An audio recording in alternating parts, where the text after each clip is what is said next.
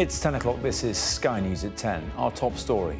Donald Trump delays the introduction of tariffs on America's closest neighbours, giving both Mexico and Canada a month-long reprieve. In the last few minutes, Canada's Prime Minister says he has spoken to the US President. The question now, whether Donald Trump's threats of tariffs on allies on this side of the Atlantic will also drop away. The uncertainty as Sir Keir Starmer meets EU leaders as a group for the first time since Brexit, saying he doesn't have to choose between Europe and the US. Also tonight, the teenage boy stabbed to death at school, a fellow 15-year-old, is under arrest on suspicion of murder. The new party at the top of the Sky News YouGov opinion poll as Nigel Farage and Reform UK move ahead of Labour. Disrespected, the footballer who says she was forcibly kissed by the head of her country's FA gives evidence at his trial. And we'll take a first look at tomorrow's front pages in our press preview from 10:30 right through until midnight.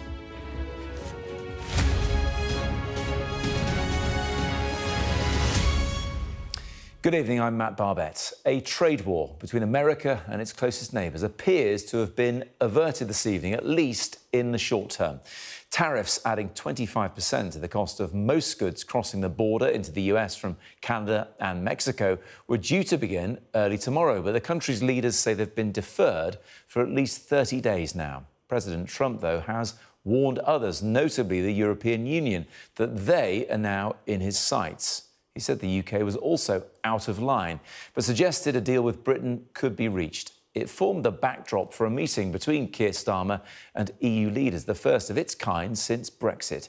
We'll have more on that in a moment. But first, let's speak to our international correspondent, Diana Magna, who's in Windsor in Canada. Diana, it really is a last-minute reprieve for Mexico and for the Canadians.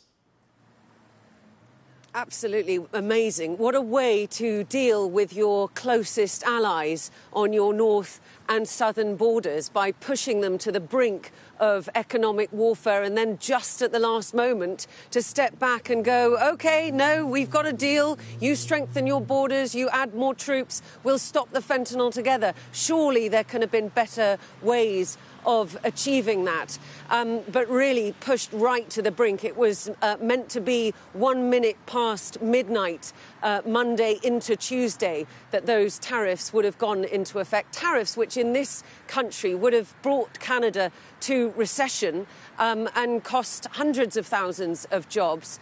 But yes, after 2 telephone calls with Justin Trudeau today, there seems to have been a successful outcome. But I don't think we're out of the woods yet.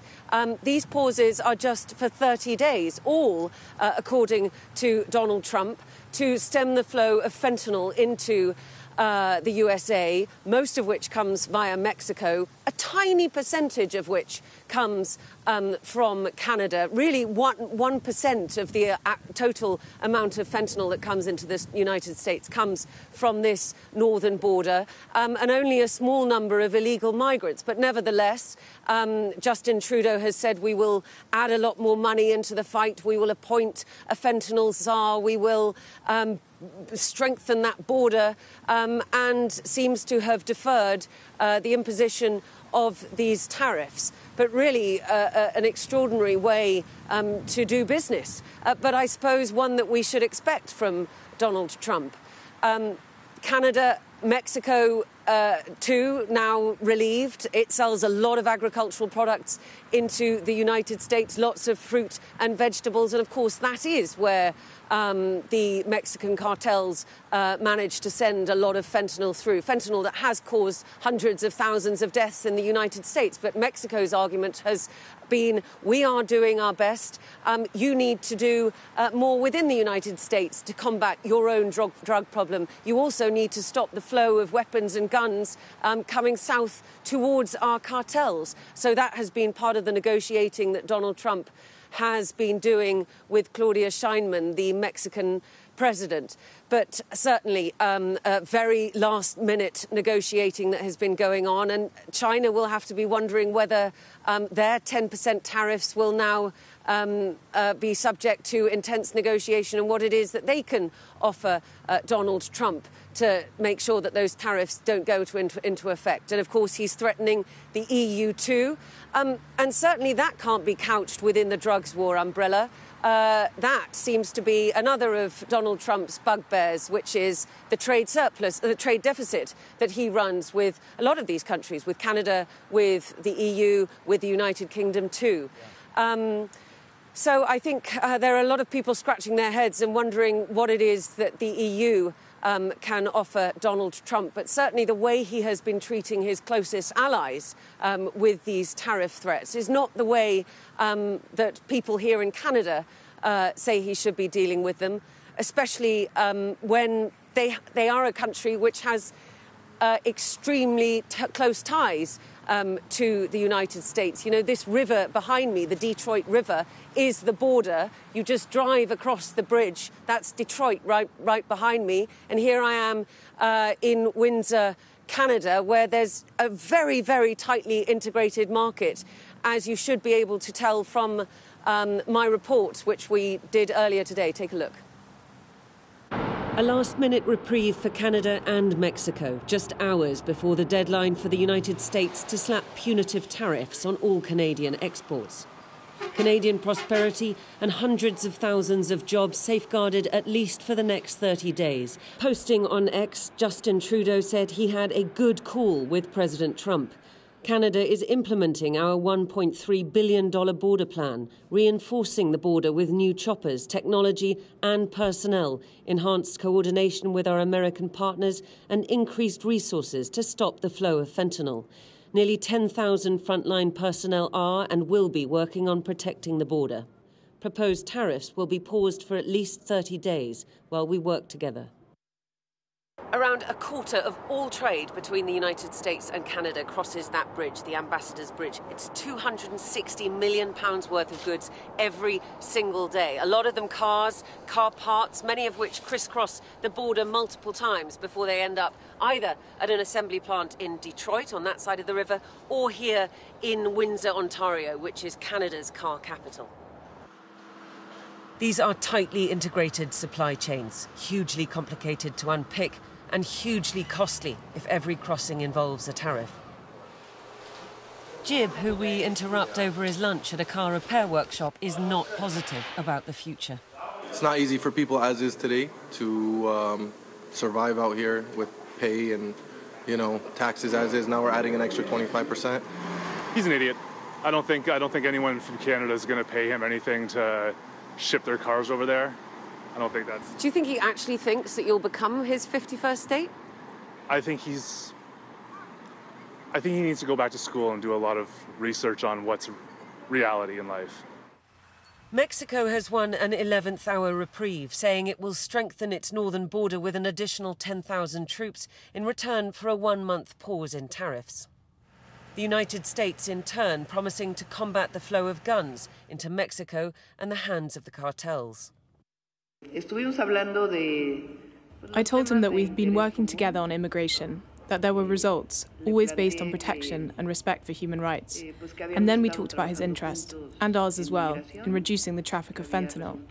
But I also explained to him the seriousness of the amount of high-powered weapons that enter from the United States. For all the noise, Canadians remain baffled as to what exactly it is that Donald Trump wants from them. The pretext offered is the flimsiest pretext possible.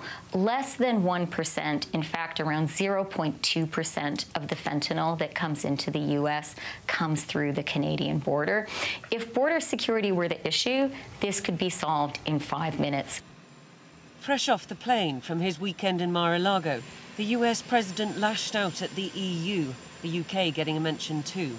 No alliance is sacred when it comes to America first. They take almost nothing, and we take everything from them. Millions of cars, tremendous amounts of food and farm products. So the UK is way out of line, and we'll see the UK, but European Union is really out of line. UK is out of line, but I'm sure that one, I think that one can be worked out. but the European Union it's an atrocity. Taking a wrecking ball to long-standing trade ties would fray partnerships and put a strain on the global economy. Testing those partnerships, too, is a dangerous game, but one Trump seems intent on playing. And Diana, as we've come to expect, Donald Trump has taken to his Truth Social platform to offer a bit more commentary on the reprieve for Canada. What's he said? That's right. He pretty much summarised what you heard there from Justin Trudeau, but I'll just read you the end of that Truth Social post. As president, it is my responsibility to ensure the safety of all Americans, and I'm doing just that. I'm very pleased with this initial outcome, and the tariffs announced on Saturday will be paused for a 30-day period to see whether or not a final economic deal with Canada can be structured. Fairness for all, he writes. Well, we shall have to see what kind of an economic deal he wants, whether it involves tariffs, but certainly for now, that suggestion that he's insisted on making over and over again, that Canada become the 51st state, doesn't seem likely to happen. Diana Magnay in Canada for us this evening. Thank you. Well, Donald Trump's shadow looms large at the moment. That's an understatement, isn't it? But it will have been especially so at a dinner in Brussels this evening. There, Keir Starmer has been meeting the 27 leaders from the European Union after discussing defence matters at NATO. From Brussels, here's our political editor, Beth Rigby. Old allies clearly pleased to see each other in these uncertain times. Gathering to talk about European security, this informal summit was long planned, but now it has a new sense of urgency as Trump threatens leaders here in Brussels with a trade war. Into this, the British Prime Minister at NATO HQ for talks with the Defence Alliance chief. First one in Brussels, yeah, literally got it this morning. This grip and grasp part of a wider reset of EU-UK relations, as the old post-war alliances between the US and Europe come under strain. President Trump presses for peace, this pair pressing for more allied support. Peace will come through strength, and we must do all that we can to support Ukraine's defence. Be it from forcing Ukraine to the negotiating table to threatening trade wars with allies, isn't it the truth that President Trump is a bad thing for Europe's economic prosperity and security? On the question, firstly, of tariffs, obviously it's early days, and I think what's really important is open and strong trading relations, and that's been the basis of my discussions with President Trump. I do think it's right for us to acknowledge the role that the US have played in relation to the joint effort on Ukraine, and that's, of course, pivotal. Look, in relation to the relationship between the UK and the US and the EU, I've always been clear that both are important to us. We are not choosing between them, but that's historically been the position of the UK for many, many decades now. The Prime Minister's going straight from here to an EU dinner with 27 fellow leaders. A British Prime Minister hasn't done such a thing since Brexit, so the symbolism of it all is clear. He wants to reset relations, but all of it is overshadowed by growing tensions between Brussels and Washington. And what that means for London, well, that's really unclear. The PM greeted by the European Council President as he's invited back into the club for one night only. Starmer hopes he can forge closer trading and security ties with Europe after a bumpy Brexit, while still keeping President Trump on side. The PM insists he won't pick between the UK's closest allies, but that could prove much easier said than done. Beth Rigby, Sky News, Brussels. I'm joined now by our correspondents, our political editor Beth Rigby in Brussels and James Matthews, our US correspondent in Washington, D.C. Beth, first, a last-minute reprieve for Canada and Mexico, although maybe not be for long. How are people reacting in Brussels to this news?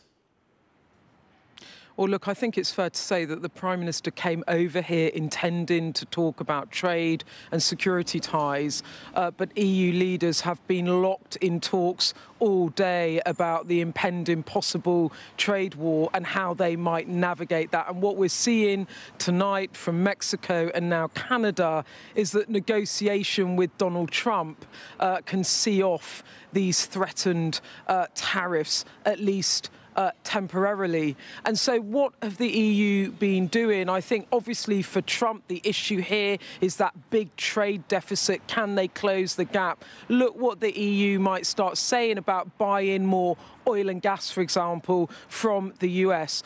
I do know that there have been frantic talks behind the scenes completely overshadowing this attempt by Keir Starmer to reset. I do think there's also a bigger question here for the UK Prime Minister. He wants good relationships with the US, he wants good relationships with the European Union, and he wants good relationships with China. And while UK sources say to me that Trump isn't really looking at UK tariffs, despite all the fighting talk, what they're also hoping is that the US doesn't look too closely at the UK while it tries to forge an economic relationship with China, or even closer relationships with the EU, because they want to try and ride all of these horses. But Trump is unpredictable and Keir Starmer doesn't want to be forced to choose. The final thing I would say, though, is they might not seem an obvious couple, a Republican president and a Labour Prime Minister. Trump has said himself that he and Starmer philosophically don't necessarily agree politically, but they do seem to have struck up a warm relationship. And I think Number 10 are banking on that actually the soft power and the personal relationship, as well as Trump's fondness for the royal family and the UK, might help Starmer in very tricky negotiations. Well, James, while the rest of the world's rich countries are grappling with his fondness for the word tariff, some of the poorest countries are anticipating his changes to US aid today. What's going on there? Yeah, that's right, Matt. Americans are watching a full-scale assault on their federal government by one man they voted for, one man they didn't. Elon Musk has been wielding the axe on this building behind me. USAID, it is the humanitarian aid arm of the United States, distributing billions in aid around the world. An instrument of soft power that was created in 1961 by President Kennedy. Well, President Trump, according to Elon Musk, wants it gone. This was done in a particularly charmless way. Employees told over the weekend, don't turn up for work on Monday. Elon Musk posted on X, we spent the weekend feeding USAID into the wood chipper. Could gone to some great parties, did that instead. So there was a crowd of protest here today. We haven't seen too much street protest, actually, from opponents of Donald Trump since his inauguration, amidst the flurry of executive orders. I wonder, Matt, to what extent we see signs of the backlash, something like 200 people protesting here today. Ultimately, this will end up in the courts because people who back this building, who back this organisation, make the point that it was created, authorised and is funded by Congress, and only Congress can shut it down, not a single individual, not the president at the stroke of a pen. James in Washington, D.C. and Beth in Brussels. Thanks both. Next, the Prime Minister said tonight that his heart goes out to the family of a 15-year-old boy who was stabbed to death at his school in Sheffield today. Another 15-year-old has been arrested on suspicion of murder. Our North of England correspondent Charlotte Leeming is in Sheffield for us this evening. Charlotte, this is terrible whenever this happens. Do we know anything more about what went on there today? Good evening. Well, there's a lot that we don't know yet, but police have certainly said they are acting quickly to find out exactly what happened here earlier on today, to quickly build that picture how such a tragedy could have happened. The emergency services raced to the scene here at the high school this lunchtime, and reports of a stabbing were taking place around 12:15 this lunchtime, and the school went into lockdown. Nobody was allowed to leave, nobody was allowed to come in, and very sadly a 15-year-old boy died from his injuries, and he's been named locally tonight as Harvey Wilgoose. People have been bringing tributes here to the school, laying flowers and cards and balloons at the school gates here, and I spoke to a teenager who knew him, was a friend of his. He said he was a lovely lad, a real football fan, a huge Sheffield United supporter. He said he saw him just a few days ago and he was just utterly distraught and just couldn't believe that he had gone. Well, South Yorkshire Police held a press conference earlier on today. This is what they told us. It is with great sadness that I share with you today a teenager has died following a stabbing at a Sheffield school earlier today. A 15-year-old boy has been arrested on suspicion of murder and remains in our custody at this time. Obviously there'll be an investigation, but I think at this point I simply speak for the country on behalf to the individuals affected, to the family in particular, but everybody impacted by this awful situation. A young boy has gone to school and hasn't returned home, and so my first thoughts as Prime Minister and as a father are with the family.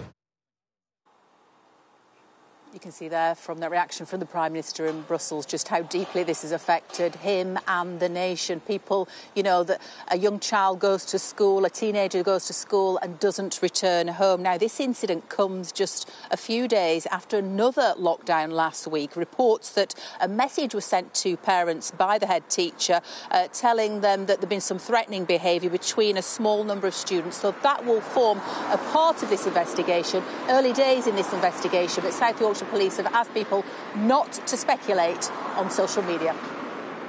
Thank you, Charlotte. A 14-year-old girl who stabbed 2 teachers and another pupil at a school in South Wales has been found guilty of attempted murder. CCTV of the incident has been released showing the pupil, who cannot be named for legal reasons, attacking the assistant head while a fellow teacher attempts to restrain her. The girl also attacked another student, with all 3 requiring hospital treatment. This all happened in Ammanford in Carmarthenshire in April last year. So Keir Starmer may have been promoting closer ties with Europe in Brussels today in his reset, but the leader who, above all else, made his name by opposing the European Union heads the country's most popular party. That's at least according to the latest opinion poll for Sky News and YouGov. Our deputy political editor, Sam Coates, is in Westminster tonight. And Sam, well, it's uncomfortable reading for both the Conservatives and for Labour now. That's right. It's a landmark poll for Sky News by YouGov, which puts Reform UK out on top for the first time since the general election in this set of voting intention polling. Let's look at the numbers. So you've got Reform UK out on 25%. You've got Labour 1 point behind on 24%. You've got the Tories on 21%, Lib Dems on 14% and Green on 9%. Now, the reason that Reform UK have edged out in front is because really very small changes in voting patterns compared to last week. It doesn't imply a huge, great movement compared to the last couple of weeks, compared to the start of the year.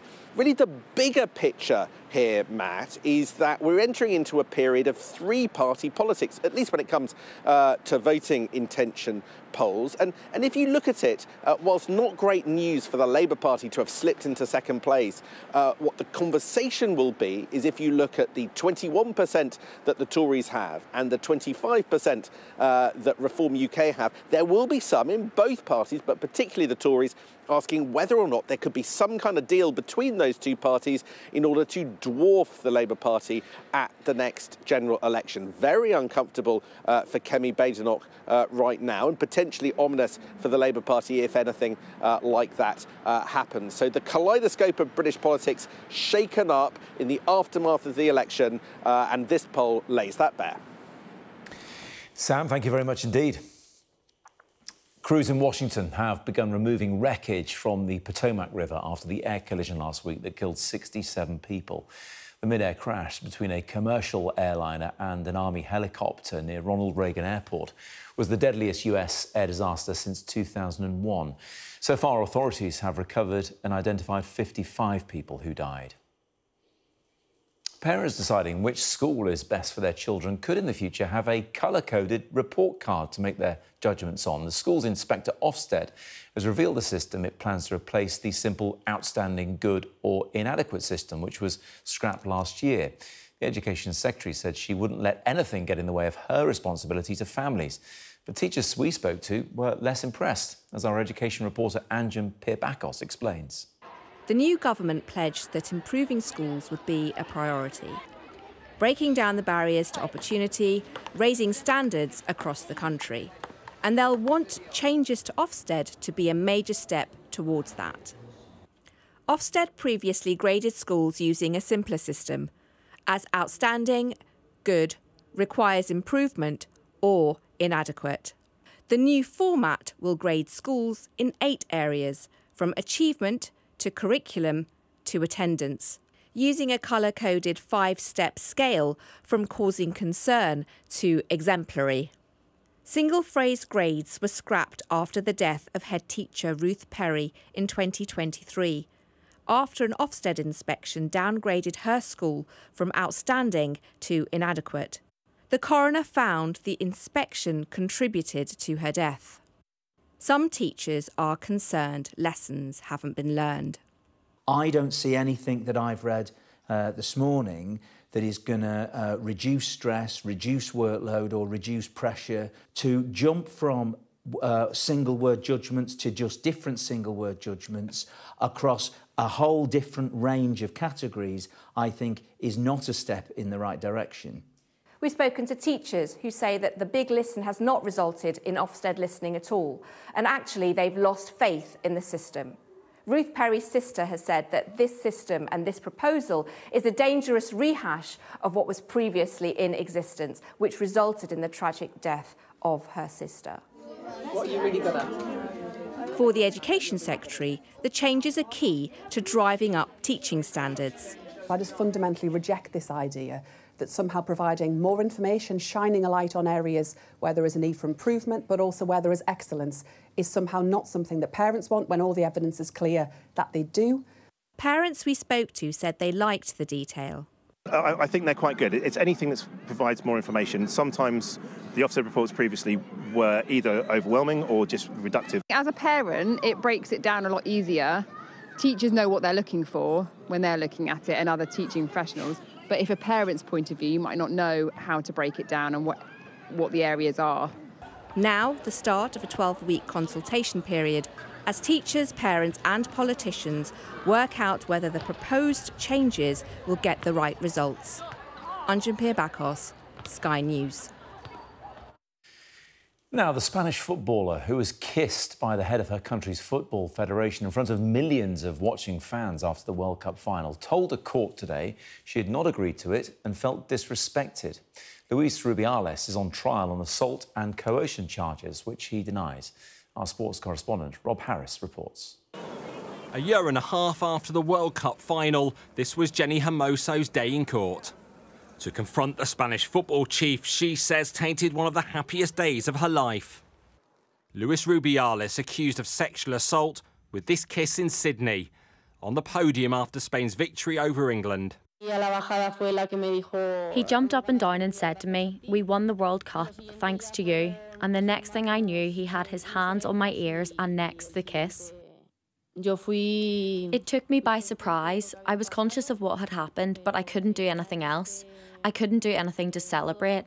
I couldn't react because, you know, we were euphoric. My laughing and yelling was nothing to do with how I was actually feeling as a result of the kiss, and I felt he was taking away a part of my celebration. The court heard as they prepared to fly home, team press officers pressured Hermoso into endorsing a statement defending Rubiales. "Do whatever you want," she recalled, responding in frustration. A mutual, totally spontaneous gesture is how it described the kiss. It was a statement later disowned, with her own denouncing an aggressive act. And an attempt by Rubiales to film a video together was rejected by Hermoso. Back in Madrid, Rubiales complained he was a victim of a witch hunt, defying calls to stand down, until he was forced out of the Spanish FA and banned from football worldwide for 3 years, creating a moment of reckoning for Spanish football and wider society over its response to sexism. Next week, Rubiales and 3 co-defendants from the Spanish FA are due to testify in Madrid. Jenny Hermoso is seeking justice, hoping to get her life back and reclaim this as a moment of joy, becoming a world champion. Rob Harris, Sky News.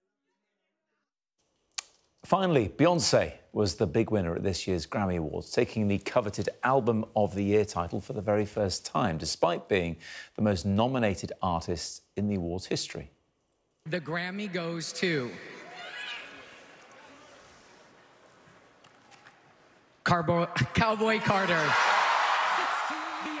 Her victory was announced by members of the Los Angeles Fire Department, who featured prominently in the ceremony following the recent devastating wildfires in California. Beyoncé also became the first black woman to win the Country Album of the Year category, going on to collect 3 Grammys in total. That was Sky News at 10. Coming up, we'll take a first look at tomorrow's papers in the press preview. Tonight, I'm joined by columnist and broadcaster Steve Richards and former Conservative Special Advisor Salma Shah. Among the stories we'll be discussing, this take on the prospective American tariffs on the front page of The Times. Its headline, PM won't back EU in trade war. We'll be right back.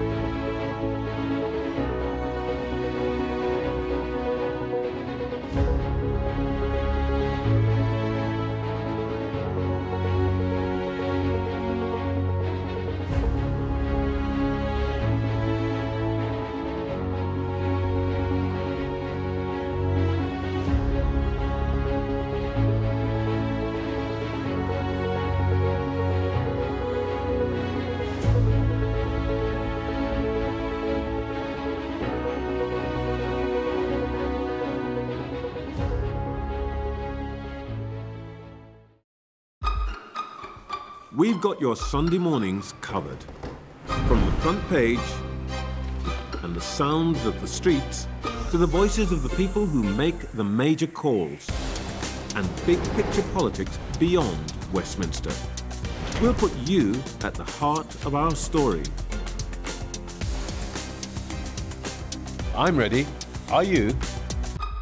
Join me, Trevor Phillips, Sunday mornings on Sky News.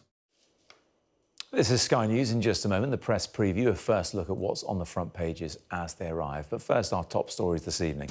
And Donald Trump has agreed to pause trade tariffs against Mexico and Canada for at least 30 days. But similar measures against China are still due to come into effect tomorrow. Sir Keir Starmer has said the UK is committed to working with both the US and the EU at a meeting of leaders in Brussels. And a teenage boy stabbed to death at a school in Sheffield has been named locally as Harvey Wilgoose. Another 15-year-old has been arrested on suspicion of murder.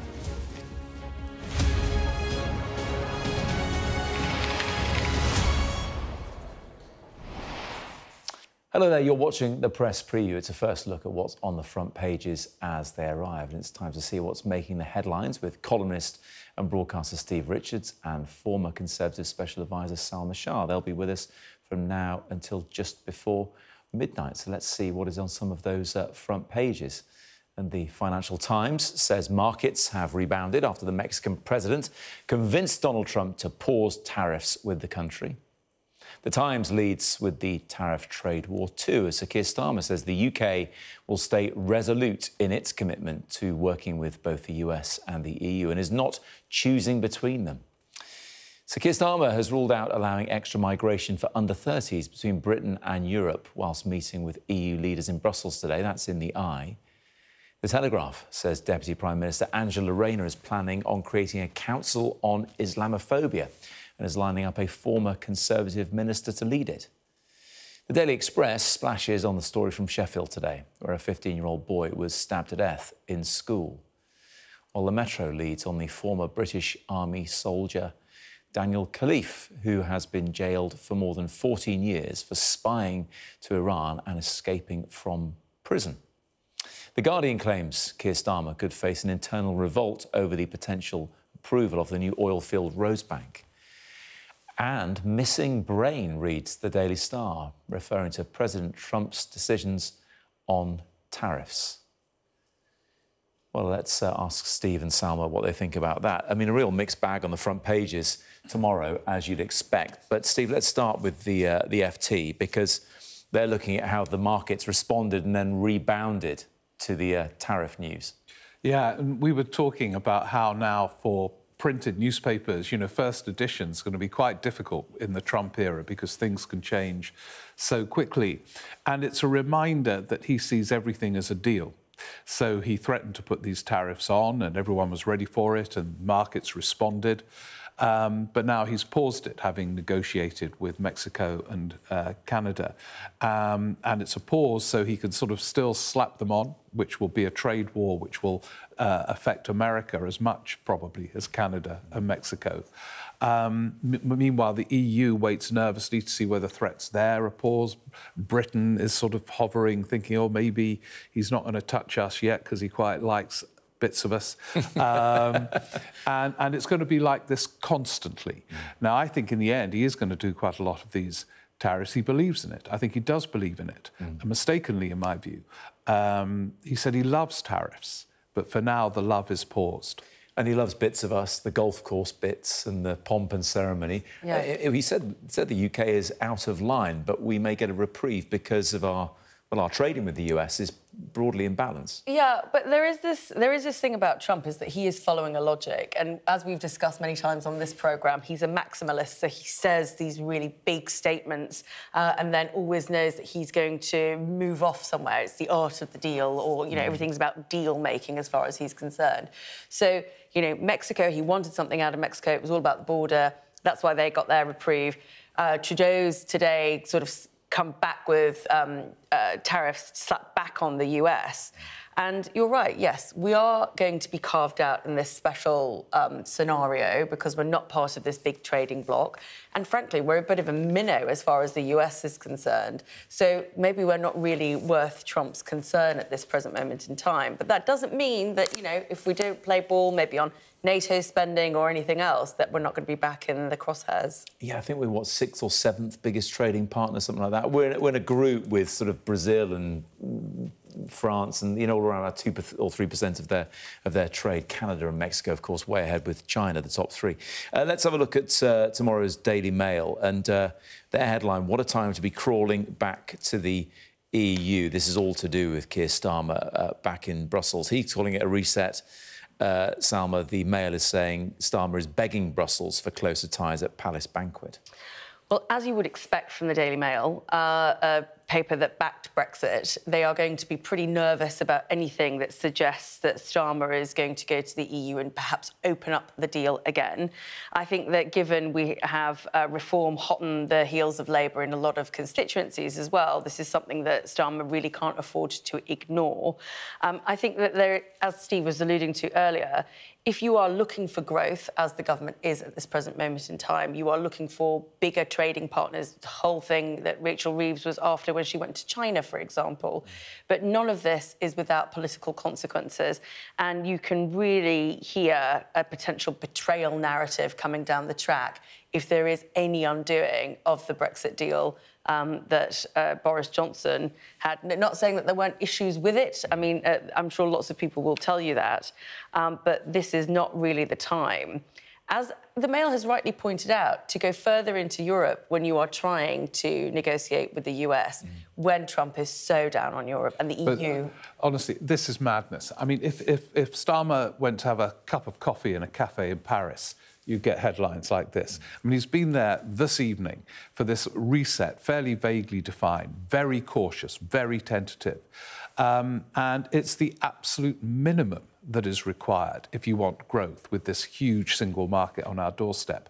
But it does show how difficult the sort of cakeism strategy will be over time. Not that silly headline, but more broadly, governments in the early stage can dare to hope they can move closer to Europe, move closer to China, move closer to the United States. Yeah. And it's difficult, even with someone not like Trump in the White House.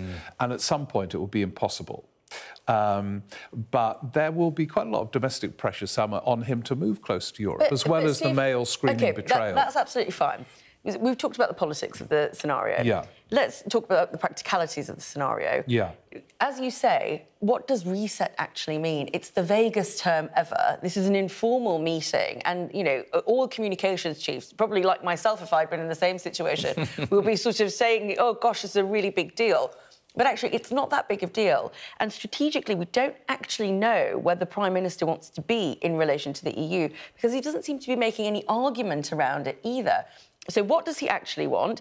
And what are the Europeans currently willing to give us? I mean, this is the entire problem that we had during Brexit. All of that. First of all, he has to frame an argument around it. That's not his strong point. You know, he can do some of the micro detail, but framing arguments in a big way and a persuasive way is not it. And you're absolutely right, Sam. You know, the EU will have their propositions as well, and it will be a negotiation. It won't be just Britain sort of flashing its Union Jack and saying, right, we've got everything we want. So it will be really difficult, and this will be the background hum throughout, you know, and they're scared of reform, head in the polls again today. Yes. In our poll. But in your poll. But it doesn't invalidate the attempt that they are doing to get closer to this huge single market. I think you agree. I agree with that. But if they want to do that, then they need to be purposeful and have some direction about it. But you say it's reform. And they're snapping at Labour's heels at the moment. And so, you know, on the next paper that we're actually looking at, in terms of the eye, this is not just about what's going to happen with their political opponents. This is about what's actually happening internally as well. So UK cabinet tensions, because the 2017 and 2019 more so election result was as a consequence of the fact that Labour lost its heartlands, and it's still having a real crisis about its own identity, about what this new electoral coalition means. I mean, it's equivalent to the redrawing of the political map that Boris Johnson had in 2019. Yeah, which didn't last very long, and this is fragile too. But, I mean, this is very interesting, this under-30s thing, because you could frame an argument. It's difficult with our media, but you could frame an argument. This could be good news for Britain, that you would get a lot of dynamic younger people coming here to work, to generate growth, to work in public services, and there would be an equivalent for younger people going. And that would be it. And it would be more controlled than free movement. But you have to make that argument again and again and again. But because of this obsession with getting the figures down, there are internal tensions within the cabinet. Well, Sam, let's not forget that the figures went rocketing up after Brexit, and it wasn't the free movement that was the case during the EU. So I'm asking that, do you think potential Brexiteers could potentially swallow this idea of the movement for under-30s and if it's managed and controlled? But it's not about the Brexiteers swallowing it. It's about Starmer making a case for this. I mean, I was on the Erasmus scheme. I lived in the Czech Republic. That wasn't an EU scheme. It predated all these sort of movements. That's the university scheme where students can go and study in Europe. So if you're smart about it, this is about opportunities for British young people as much as it is about Europeans. Frame an argument. But if I can sit here and say that, why are we already having this tension? Because the Prime Minister is incapable of being able to say, actually, I want to go out and start opening the discussion around an EU mobility scheme because I want British students to have the best opportunity to learn, develop, understand our trading partners and come back in and have fulfilling careers and upskill themselves. It's incredible, Steve, isn't it, that 6 months ago, the idea we'd be thinking about the Panama Canal, Greenland and Canada becoming the 51st state. It beggars belief we're talking about it now. And I mention that because it's not just a rock and a hard place, Keir Starmer's in between. It's several rocks and several hard places right now. I think it's one of the toughest international landscapes an incoming Prime Minister has faced for decades, arguably since 45. And at some point, he's going to have to make choices. Say it's early days, Trump's just arrived, he's relatively new, he can try and work with everything, keep all the balls in the air, but not for long. And my guess is the crunch will come when Trump does something which he has to distance himself from. He's not distanced himself from the tariffs yet, has he? No. Because why at this point? But this is very early on in the life of Trump and Starmer. Yeah, and let's not forget the Chinese tariffs are still in place and they want to go to the World Trade Organization. It ain't going away anytime soon, is it? Thanks both for the time being. We'll come back to this. Coming later on, actually, we'll be looking at this front page on The Guardian. Starmer facing a revolt over the potential approval of a new oil field. Another headache for him.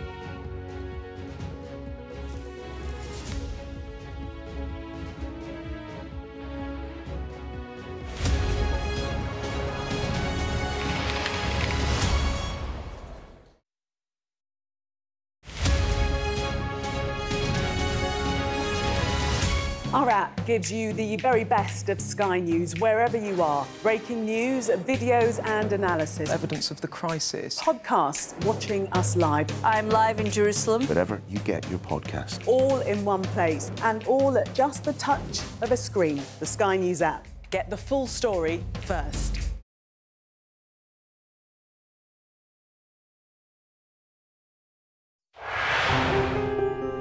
I'm James Matthews and I'm Sky's US correspondent, based here in Washington, D.C. Do you fear a fourth indictment? Does your government owe an apology to the British home children? Great to see you, Does your government owe them an apology? The fact that they were intercepted, does that indicate a military weakness on the part of Iran? No, no, no. Free, wherever you get your news. There's no doubting the strength of this hurricane as it roars through. You can feel a devastating power. It had been a difficult night in a deadly storm. Bang, bang. You can hear it hitting the windows. Our houses are okay. It's depressing. As bad as all of this is, it could have been much worse. Today, this land they call sacred is at the heart of America's electric car revolution. To me, it's a sacred ground. The white gold rush is a race that Biden doesn't want to lose. I've covered some of the biggest stories in the world. Donald Trump, 45th President of the United States, it would appear, is about to learn his fate. Escort coming out! San Quentin houses America's largest death row. They rarely allow cameras onto the condemned block. James Matthews, Sky News. I want to be treated equally like everyone else. It's one step closer to getting out, to getting off death row. Sky News. Get the full story first. Mr. Trump, James Matthews from Sky News. Hey, James. Are you diminished by claims that you're a racist? Question? Mr. Musk, has your ignorance and ego cost Ukrainian lives? Vladimir Putin calls you outstanding. What do you call him, sir? He's from Sky News. He's from Sky News. He's entitled to ask me questions. Weeknights on Sky News. This is your chance. Tell people. Welcome to the Politics Hub. Our police force has apologised. If you want to find out about Grimsby, you come to the docks. I'm live in Jerusalem. Are you not concerned that that could lead to all-out war? Hello there, good evening. There are fears of an upsurge in violence. What's at stake here? You are watching the press preview, a first look at the front pages as they arrive. Mandatory evacuation, you must leave! For many people, Harvey is far from over. People here believe the water will be this deep for weeks. I'm Greg Milam, and I'm Sky's Chief North of England correspondent. Are you trying to run me over, Sir Philip? No, go away. Look like it, sir. Will you respond to those who made accusations, Sir Philip? Can you go away? Sky News, the full story first.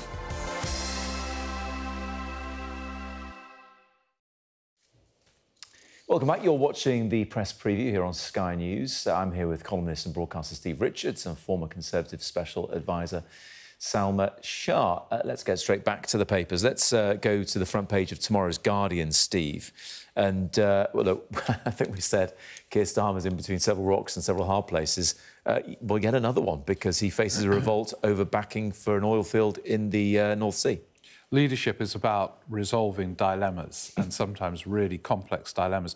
I remember once Tony Blair, I went to see him when he was Prime Minister very early on, was about 40 points ahead in the polls. Everything looked easy. And he said, every hour in number 10, you had faced a decision where you either had to cut your throat or slit your wrist, and that was the choice.